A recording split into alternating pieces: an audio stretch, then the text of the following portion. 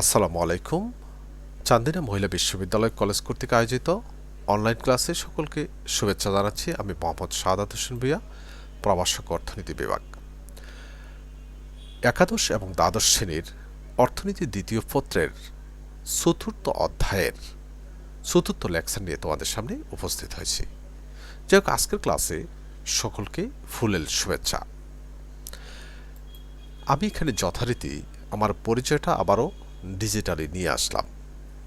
দেখো, আমি একটু আগে বলছিলাম আজকে আমরা অর্থনীতি দ্বিতীয় পত্রের চতুর্থ অধ্যায়ের চতুর্থ লেকচার নিয়ে তোমাদের সামনে উপস্থিত হয়েছি। ঠিক আছে, তাহলে এখানে আমরা কিছু ছবি দেখব। দেখো, অনেক জনসংখ্যা এখানে উৎপাদনের ক্ষেত্র আমরা দেখাচ্ছি, যদিও গত ক্লাসে আমরা এই ছবিগুলোই দেখাচ্ছি। এই জনসংখ্যা দেখে আমরা অনেক সময় বলতে পারি বা বলে ফেলি যে আসলে বিশাল জনসংখ্যা, এই জনসংখ্যা আসলে একটা দেশের জন্য দায়। কিন্তু আসলে এই জনসংখ্যাও একটা দেশের জন্য কল্যাণকর হতে পারে। আর এই জনসংখ্যা নিয়েই যে তত্ত্বটা, এই তত্ত্বের উপর আজকে আমরা আলোচনা করব। এটা দায় না আসলে সম্পদ, এটা নিয়ে আমরা আজকে আলোচনা করব।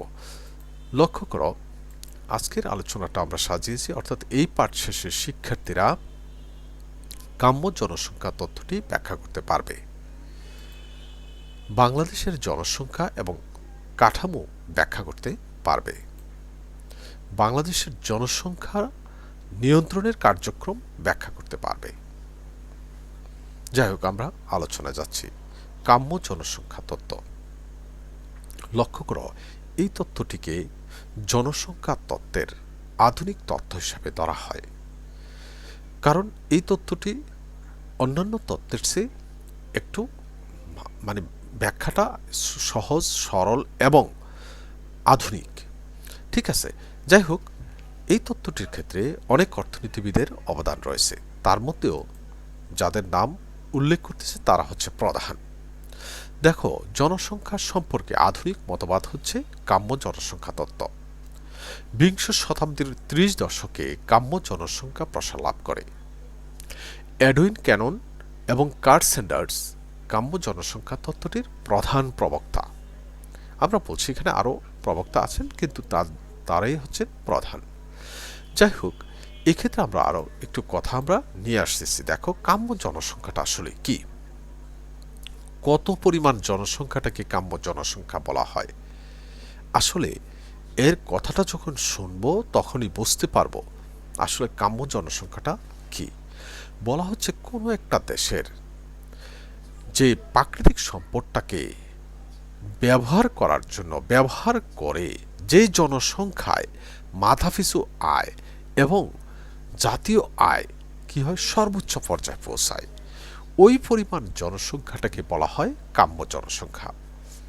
তাহলে এখন লক্ষ্য করো, একটা নির্দিষ্ট আয়তনের ভিত্তিতে সংখ্যার মাধ্যমে কোনো একটা দেশের জনসংখ্যাটাকে কাম্য জনসংখ্যা হিসাবে কিন্তু সরাসরি এক কথায় বলা যাচ্ছে না। ঠিক আছে, আমরা আসলে এখন যদি সংজ্ঞাটা দেখি, দেখো যে কাম্য জনসংখ্যা তত্ত্বে জাতীয় আয় ও মাথাপিছু আয়ের ভিত্তিতে জনসংখ্যার সমস্যার বিচার করা হয়।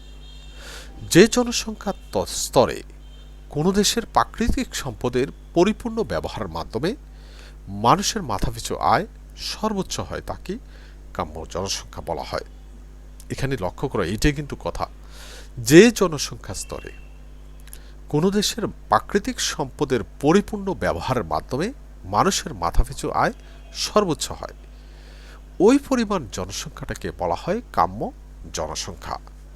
ঠিক আছে, এখন লক্ষ্য করো এখানে যে কোনো দেশের জনসংখ্যা যদি কাম্য জনসংখ্যা অপেক্ষা বেশি হয়, তাহলে মাথাপিছু আয় কি হবে, কমবে এবং বেকার সমস্যা দেখা দেবে। আর এই অবস্থাকে জনাধিক্য বা অধিক জনসংখ্যা বলে।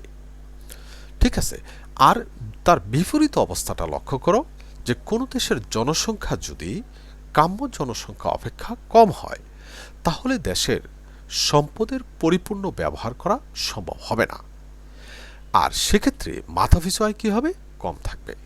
আর এই অবস্থাটাকে আমরা বলছি কমতি বা ঘাটতি জনসংখ্যা। ঠিক আছে, তাহলে এখন লক্ষ্য করো, এখানে যদি আমরা আরেকটু সামনে যাই, এখানে একটু কথা আমরা বলছি যে আসলে কোনো একটা দেশের আজকে যে জনসংখ্যায় যে মাথাপিছু আয় সর্বোচ্চ হয়েছে, অর্থাৎ কাম্য জনসংখ্যা হিসেবে আমরা যে জনসংখ্যাটাকে বলছি, তা কিন্তু চিরকাল সেটা কাম্য জনসংখ্যা স্তরে থাকবে এমনটা কিন্তু বলা যায় না। কারণ দেশের প্রাকৃতিক সম্পদের পরিমাণ, মূলধন, উৎপাদন পদ্ধতি, কলাকৌশল, সংগঠনের নৈপুণ্য ইত্যাদি পরিবর্তনের সাথে সাথে কাম্য জনসংখ্যারও কি হবে, পরিবর্তন ঘটে। অর্থাৎ মনে করো একটা দেশে যদি বিভিন্ন কলাকৌশল উৎপাদনের পদ্ধতিগত দিক থেকে যদি উন্নয়ন ঘটে, তাহলে কি হবে, অনেক কর্মসংস্থানের সৃষ্টি হবে। ঠিক আছে, এক্ষেত্রে দেখা যাবে যে মানুষ বাড়লেও মানুষের মাথাপিছু আয় আরও কি হবে, বেড়ে যাবে। তার মানে আজকে যে জনসংখ্যাটাকে আমরা কাম্য জনসংখ্যা হিসাবে বিবেচনা করতেছি, তা এই বিষয়গুলোর পরিবর্তনের সাথে আবার কি হতে পারে, পরিবর্তন হতে পারে। অর্থাৎ আর নতুন আরেকটা জনসংখ্যায় যে কাম্য জনসংখ্যা পরিণত হতে পারে। অর্থাৎ সুতরাং আজ যে জনসংখ্যা অতিরিক্ত বলে প্রতীয়মান হয়, ওইসব বিষয়ের উন্নতি ঘটলে নতুন অবস্থায় কাম্য জনসংখ্যায় কি হবে, পরিণত হবে। এখন যদি আমরা যাই চিত্রের সাহায্যে বিষয়টাকে উপস্থাপন করতে, দেখো চিত্র ওয়েক্স অক্ষে জনসংখ্যার পরিমাণ ও ওয়াই অক্ষে মাথাপিছু আয় নির্দেশিত। এখানে আমরা দেখাচ্ছি এল টি, এই রেখাটি হচ্ছে মাথাপিছু আয় নির্দেশক রেখা।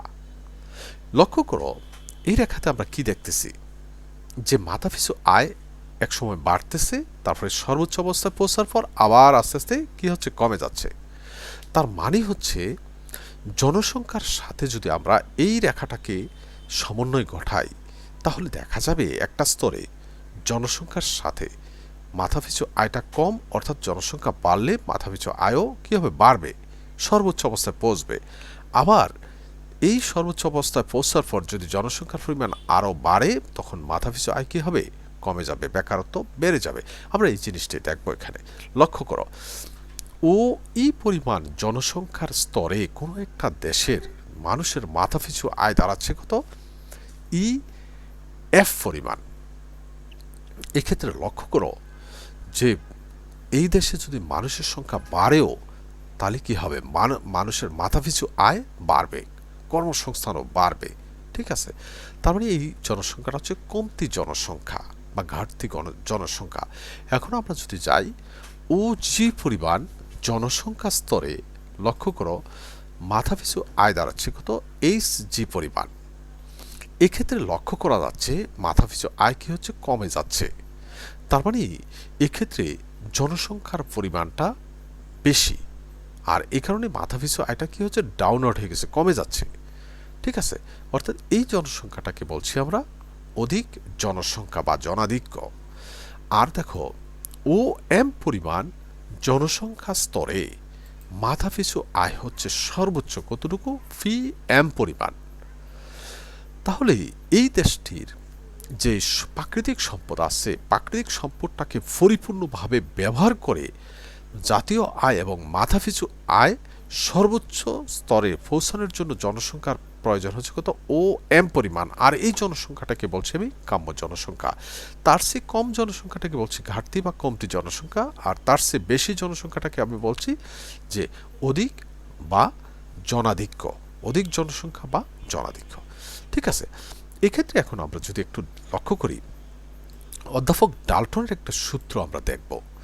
দেখো অধ্যাপক ডাল্টন কাম্য জনসংখ্যা হতে প্রকৃত জনসংখ্যার মাত্রা বের করার জন্য একটি সূত্র প্রদান করেন। এখানে সূত্র কথাটি আনি নেই, সূত্র প্রদান করেন। সূত্রটা হচ্ছে দেখো এম সমান সমান এ মাইনাস ও বাই ও। এখানে এম হচ্ছে অসামঞ্জস্যের মাত্রা, এ হচ্ছে প্রকৃত জনসংখ্যা, আর ও হচ্ছে কাম্য জনসংখ্যা। এখানে এম এর মানটা যদি 0 হয়, অর্থাৎ এই জায়গার ক্যালকুলেশন করে যদি আমরা 0 পাই, তাহলে এই জনসংখ্যাটা হবে কাম্য জনসংখ্যা। আর যদি এম এর মানটা ধনাত্মক হয়, তাহলে সেটা হবে জনাধিক্য বা অধিক জনসংখ্যা কাম্য জনসংখ্যার চেয়েও বেশি। আর যদি ঋণাত্মক হয় তাহলে সেটাকে বলবো আমরা যে ঘাটতি বা কমতি জনসংখ্যা। ঠিক আছে, এখন আমরা যাচ্ছি এই কাম্য জনসংখ্যা তত্ত্বের কিছু অর্থাৎ আমরা এই তত্ত্বটাকে আধুনিক বলছি, তারপরে এটার যে বিশ্লেষণের ধরনটা অনেক উন্নত বলছি, কিন্তু তারপরেও সমালোচনা কিন্তু এড়াতে পারেনি। সমালোচনার দিকগুলো আমরা যদি যাই, দেখো প্রথম কথা হচ্ছে কি, জনসংখ্যা তত্ত্ব নয়। কাম্য জনসংখ্যার তত্ত্বে জনসংখ্যা বৃদ্ধির গতি সম্পর্কে কোনরূপ আলোচনা করা হয় নাই। এক্ষেত্রে শুধুমাত্র যেই কথাটা তুলে ধরা হয়েছে যে কোনো নির্দিষ্ট সময়ে দেশের জনসংখ্যার সাথে যে উৎপাদনশীল সম্পদের কি সম্পর্ক সেটাই শুধু এখানে বিশ্লেষণ করা হয়েছে। আর এ কারণে যে জনসংখ্যা যে বাড়তেছে না কমতেছে এই ধরনের ইঙ্গিত কিন্তু এখানে পাওয়া যাচ্ছে না।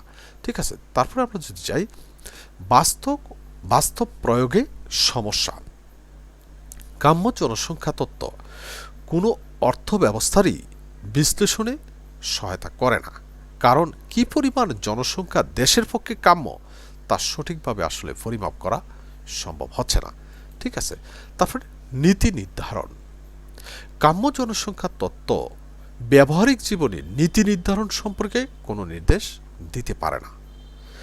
লর্ড কেইন্স সহ এরকম আরও অনেক অর্থনীতিবিদ, যে আধুনিক অর্থনীতিবিদরা মনে করেন উন্নততর কর এবং রাজস্ব নীতির দ্বারা দেশের কর্মসংস্থান, উৎপাদন ও জাতীয় আয় বৃদ্ধি করা সম্ভব, কিন্তু এই নীতি নির্ধারণের ক্ষেত্রে কাম্য জনসংখ্যার ধারণা কোনো কাজে আসে না।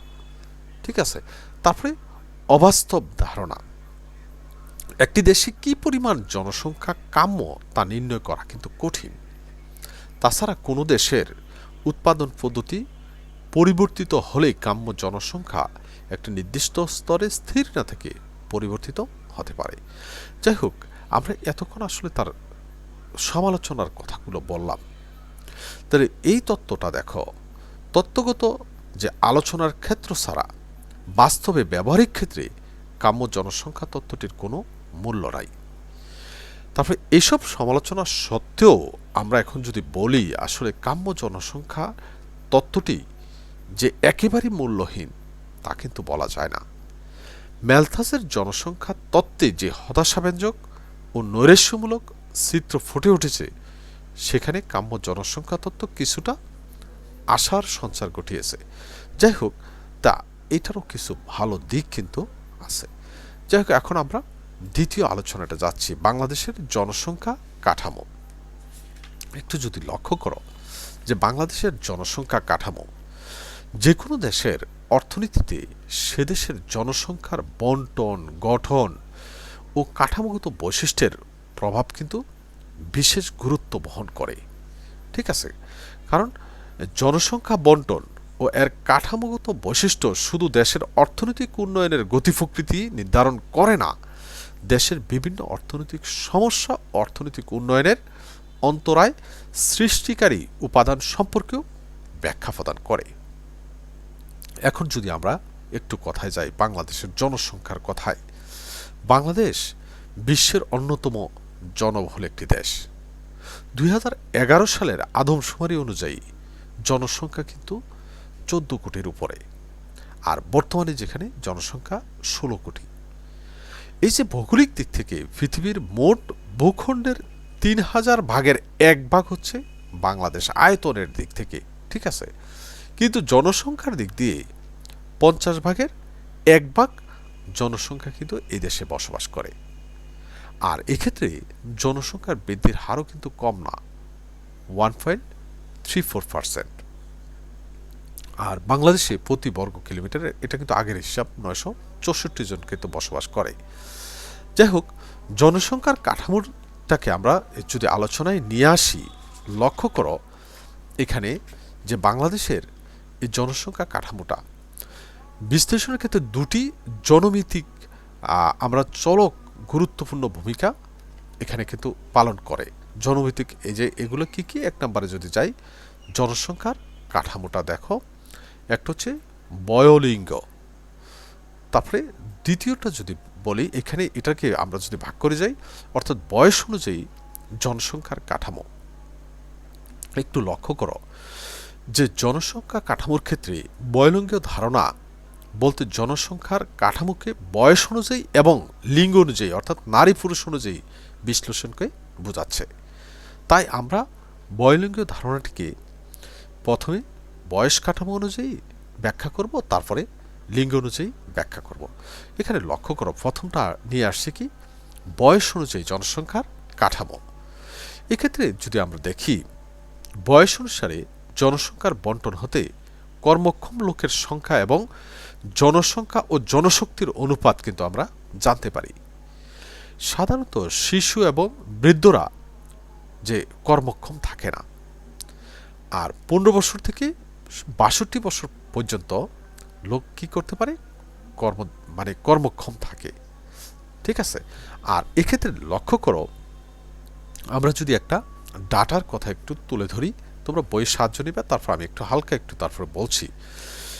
লক্ষ্য করো 0 থেকে 14 বছর বয়সের যেই একটা পরিসংখ্যান 1951 সাল থেকে 2010 পর্যন্ত তুলে ধরা হয়েছে, প্রতি 10 বছর প্রায় এরকম 10 বছর অনুযায়ী পার্থক্য অনুযায়ী 1951 সালে ছিল 0 থেকে 14 বছর বয়সের 42.1, আর যেটা 1961 সালে যায় দাঁড়ায় 46.1, 1974 সালে 48.0, আর 1981 সালে 46.7, 1991 সালে 45.15, আর 2001 সালে 45.5, আর 2010 সালে 46.1।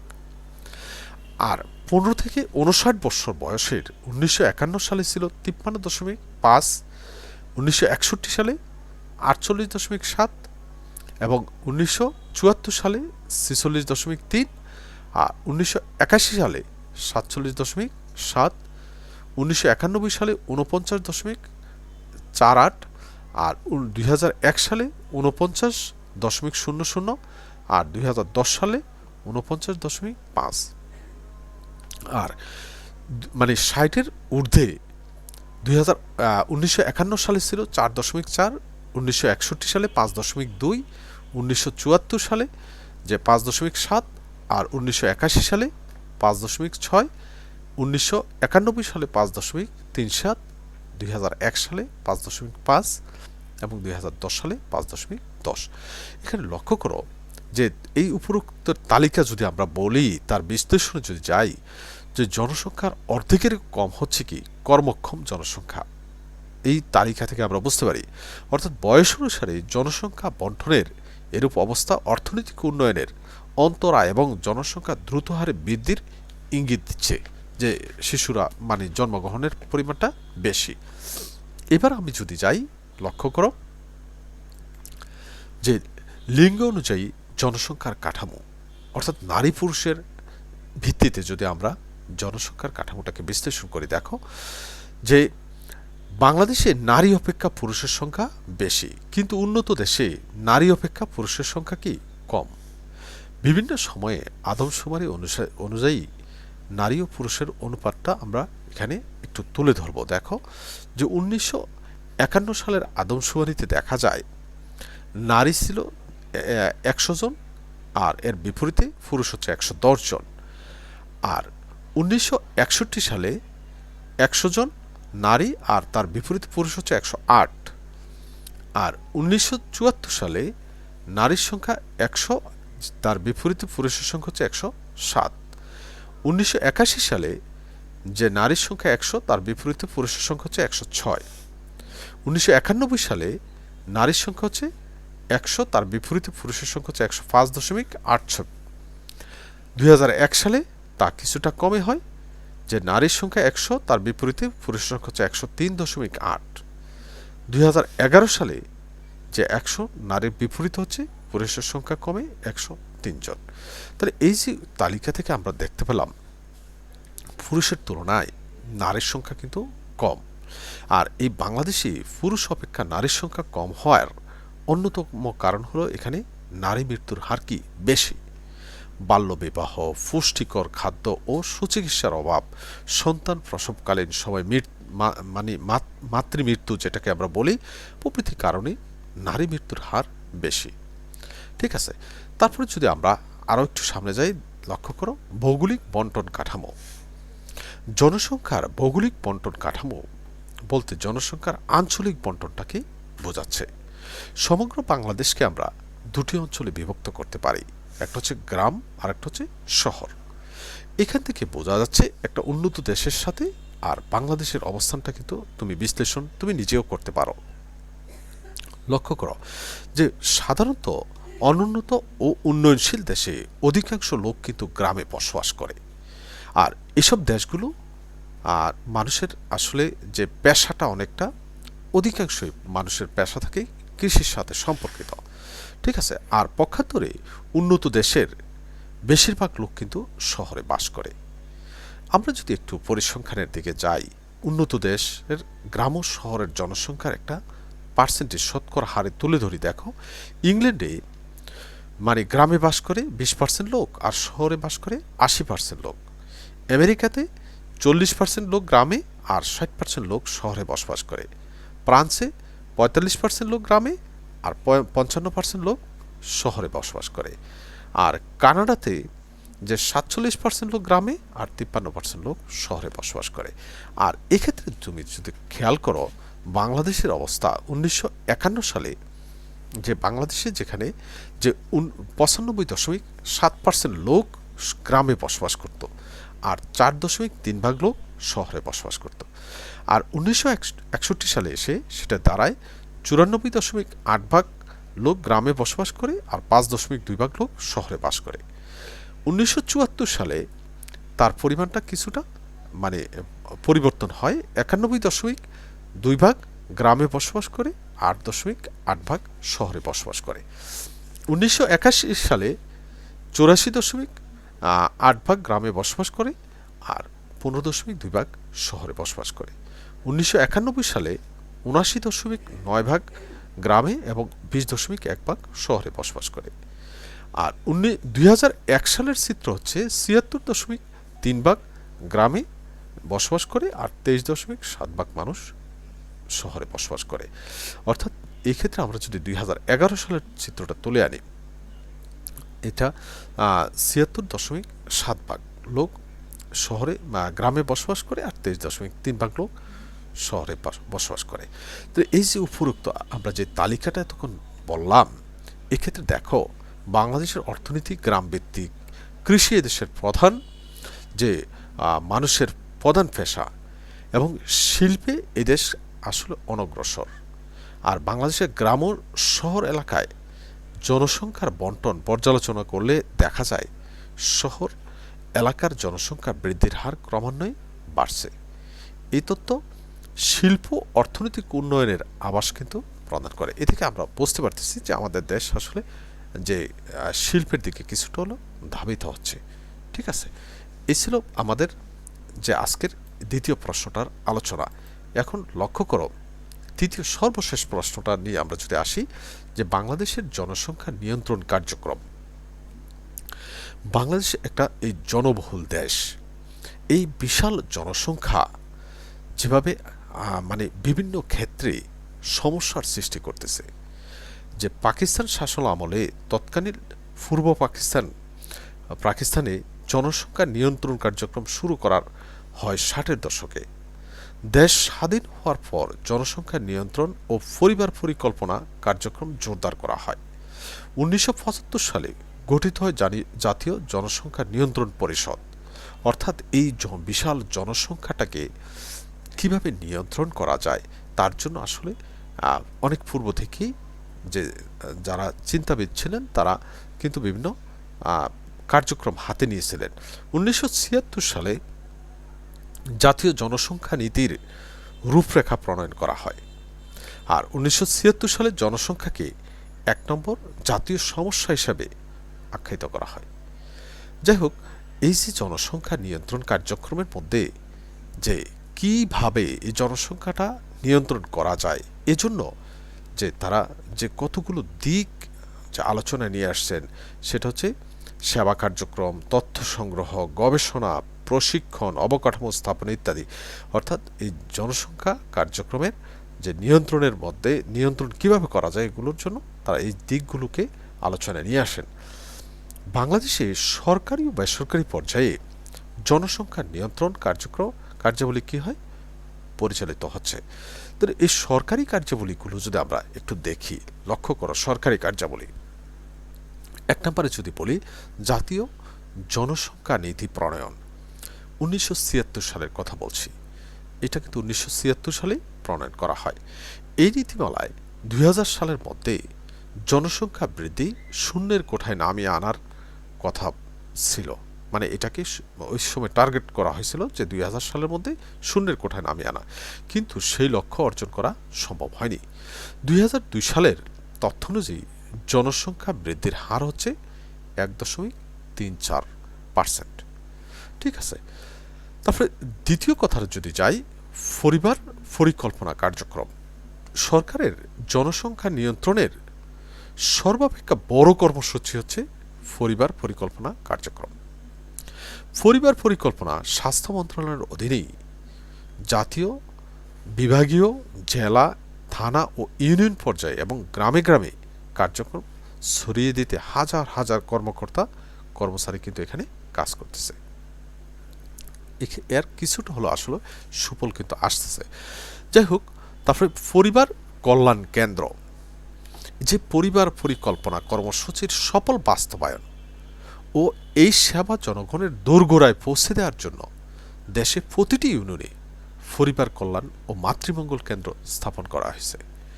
এছাড়া আরও অনেক উপকেন্দ্র কিন্তু আছে যার মাধ্যমে পরিবার কল্যাণ কর্মীরা সেবা প্রদান করে থাকে। ঠিক আছে। তারপর প্রশিক্ষণ কার্যক্রম, জনসংখ্যা বিষয়ে গবেষণা ও প্রশিক্ষণের জাতীয় প্রতিষ্ঠান, যে এখানে জাতীয় একটা প্রতিষ্ঠানের অধীনে 12টি পুরাতন বৃহত্তর জেলাতে পরিবার পরিকল্পনা প্রশিক্ষণ ইনস্টিটিউট তোমার আছে। এছাড়া 20টি উপজেলাতে আঞ্চলিক প্রশিক্ষণ ইনস্টিটিউট পরিবার কল্যাণ মাঠকর্মীদের প্রশিক্ষণ প্রদান করতেছে। ঠিক আছে। গবেষণা কার্যক্রম, জনসংখ্যা নিয়ন্ত্রণ বিষয়ে গবেষণা কার্যক্রমের দ্বারা নতুন পন্থা ও পদ্ধতি আবিষ্কারের প্রচেষ্টা চালানো হচ্ছে। যে প্রতিষ্ঠানের মাধ্যমে গবেষণা কার্যক্রম পরিচালনা করে সেটি হচ্ছে National Institute of Population Research and Training. আর যে সকল বিষয়ে গবেষণা করা হয় তা হলো প্রজনন ক্ষমতার পর্যায়, তারপরে গতি নির্ধারণ, নির্দিষ্ট বিবরণ বিষয়ক গবেষণা, প্রজনন ও গর্ভ নিরোধক গবেষণা ইত্যাদি। মূল্যায়ন ও পরীক্ষণ, পরিবার পরিকল্পনা বিষয়ক কার্যক্রম সংশ্লিষ্ট বিভিন্ন ইউনিট মূল্যায়ন ও মনিটরিংয়ের জন্য একটি পরিসংখ্যান ইউনিট নিয়মিত কাজ করতেছে। প্রতি মাসে ইউনিয়ন ও উপজেলা, জেলা ও জাতীয় ভিত্তিক জন্ম নিয়ন্ত্রণ সামগ্রী বিতরণ ও এর ফলাফলের উপর প্রতিবেদন প্রণয়ন করা হয়। এটার মাধ্যমে আসলে মূল্যায়ন ও পরীক্ষণ এরা কিন্তু কার্যক্রম চালিয়ে যাচ্ছে। তারপর আমরা যদি চাই শিক্ষা, তথ্য, উদ্বুদ্ধ কার্যক্রম, জনসংখ্যা নিয়ন্ত্রণ ও পরিবার পরিকল্পনা কার্যক্রমের সফলতা নির্ভর করে সামাজিক শিক্ষা, উদ্বুদ্ধকরণ ও প্রচার কার্যক্রমের উপর। আমাদের দেশে কম শিক্ষার হার, ধর্মভীরুতা, রক্ষণশীল মানসিকতা এই কার্যক্রম বাধার সৃষ্টি করে। সেক্ষেত্রে বিজ্ঞাপন, সেমিনার, সিম্পোজিয়াম, বুকলেট, তারপরে রেডিও, টেলিভিশন, পত্রিকা ইত্যাদির মাধ্যমে প্রচার চালানো হচ্ছে। তারপরে এছাড়াও বিভিন্ন শ্রেণীর পাঠ্যসূচিতে অন্তর্ভুক্ত করে এই বিষয়ে সচেতনতা সৃষ্টি করা হচ্ছে। তারপরে বিভিন্ন মন্ত্রণালয়, সর্বশেষ যদি সরকারি কার্যক্রমের কথায় আসি, জনসংখ্যা নিয়ন্ত্রণ ও পরিবার পরিকল্পনা কার্যক্রম সমাজ কল্যাণ মন্ত্রণালয়, ধর্ম মন্ত্রণালয়, মহিলা ও শিশু বিষয়ক মন্ত্রণালয়, যুব ও ক্রীড়া মন্ত্রণালয়, সমবায় ও পল্লী উন্নয়ন মন্ত্রণালয়, তথ্য মন্ত্রণালয়ের মাধ্যমে একটি গুরুত্বপূর্ণ বিষয় হিসেবে কার্যক্রম চালানো হচ্ছে। শুধুমাত্র একটি মন্ত্রণালয় না, এখানে যে সমন্বিতভাবে কয়েকটি মন্ত্রণালয় জনসংখ্যা নিয়ন্ত্রণের জন্য বিভিন্ন কার্যক্রম কিন্তু চালিয়ে যাচ্ছে। এবার আমরা যাব বেসরকারি কার্যক্রমের মধ্যে বাংলাদেশের সরকারি জনসংখ্যা নিয়ন্ত্রণ ও পরিবার পরিকল্পনা কার্যক্রমের সাথে অনেক বেসরকারি স্বেচ্ছাসেবী সংস্থাও কি করতেছে, কাজ করতেছে। এই সংস্থাগুলো কিছু আছে আঞ্চলিক, জাতীয় ও আন্তর্জাতিক সংস্থা। দেশে 250টির মতো সংস্থা জনসংখ্যা নিয়ন্ত্রণ ও পরিবার পরিকল্পনা কর্মসূচি বাস্তবায়নে গুরুত্বপূর্ণ ভূমিকা পালন করতেছে। যাই হোক, এই বেসরকারি সংস্থাগুলোর মধ্যে বেসরকারি কার্যক্রমগুলো যদি আমরা দেখি, এর মধ্যে দেশীয় সংস্থাগুলোর কথা যদি আসি, দেশীয় সংস্থা যেমন এই দেশীয় সংস্থা কোনগুলা, যেমন বাংলাদেশ পরিবার পরিকল্পনা সমিতি আছে, বাংলাদেশ মাতৃ নবজাতক শিশু মঙ্গল সমিতি আছে, লক্ষ্য করো। তারপরে গণস্বাস্থ্য কেন্দ্র আছে, বাংলাদেশ স্বেচ্ছা বন্ধাকরণ সমিতি, স্বনির্ভর বাংলাদেশ, তারপরে পরিবার পরিকল্পনা আত্মনিবেদিত মহিলা প্রকল্প, তারপরে তোমার স্বনির্ভর বাংলাদেশের কথা বলছি, পরিবার পরিকল্পনা ব্যবস্থাপনা উন্নয়ন, তারপরে সর্বশেষ সোশ্যাল মার্কেটিং কোম্পানি বাংলাদেশ। এগুলো হচ্ছে যে বেসরকারি কার্যক্রম, তবে দেশীয় সংস্থা। এবার আমরা আন্তর্জাতিক সংস্থাগুলোর যদি দেখি যে এগুলোর মধ্যে কোনগুলো আছে, দেখো জাতিসংঘ জনসংখ্যা তহবিল কাজ করতেছে বাংলাদেশের জনসংখ্যা নিয়ন্ত্রণের জন্য, তারা বিভিন্ন কার্যক্রম হাতে নিয়ে থাকে। ফার্থ ফাউন্ডার ফান্ড, তারপরে এশিয়া ফাউন্ডেশন, কেয়ার বাংলাদেশ, সর্বশেষ আন্তর্জাতিক উদারময় গবেষণা কেন্দ্র ICDDRB। এই যে বললাম এতক্ষণ যে আন্তর্জাতিক সংস্থা বাংলাদেশের জনসংখ্যা নিয়ন্ত্রণ ও পরিবার পরিকল্পনা কর্মসূচির গুরুত্বপূর্ণ তারা কি করতেছে, অবদান রেখে যাচ্ছে, তারা কাজ করে যাচ্ছে তাদের মতো করে, যে বাংলাদেশের বিভিন্ন সরকারি এবং বেসরকারি সংস্থার সাথে সমন্বয় করে তারা কিন্তু কাজ চালিয়ে যাচ্ছে। তো এই ছিল মূলত আজকের আলোচনা। আজকের এই আলোচনা থেকে তোমাদের জন্য একটা বাড়ির কাজ আমি নিয়ে আসলাম, সেটা হলো কাম্য জনসংখ্যা তত্ত্বের সূত্র ব্যবহার করে বাংলাদেশে জনাধিক্য আছে কিনা পরিমাপ করো। আমরা ডাল্টনের একটি সূত্র তোমার কাছে এখানে দিয়েছি, ঠিক আছে? এই সূত্রটা ব্যবহার করে বাংলাদেশের জনসংখ্যা এটা কি আসলে জনাধিক্য কিনা পরিমাপ করে তুমি তোমার আলোকে তোমার মতামতটা তুলে ধরবা, ঠিক আছে? তো আজকের আলোচনা আসলে আমাদের এতটুকুই। সবাই ভালো থাকো, সুস্থ থাকো এবং নিয়মিত পড়াশোনার মধ্যে থাকো। ধন্যবাদ সবাইকে।